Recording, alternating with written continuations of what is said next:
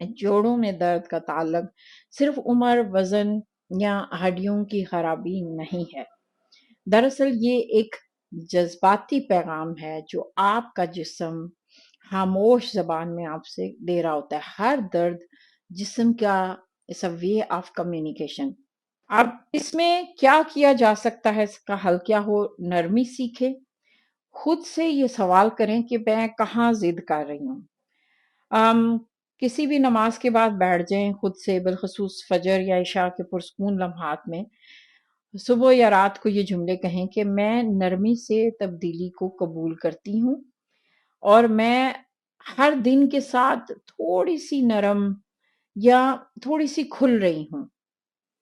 اور سانس کی مشقیں کر سکتے ہیں تو کریں، اسٹریچنگ بہت اچھی ہے، بلکہ اگر آپ رکوع میں سر سے پاؤں تک اسٹریچ ہوتا ہے، اگر آپ صحیح طریقے سے رکوع کرنا سیکھ جائیں تو آپ کے جوڑوں کو بہت آرام ملے گا۔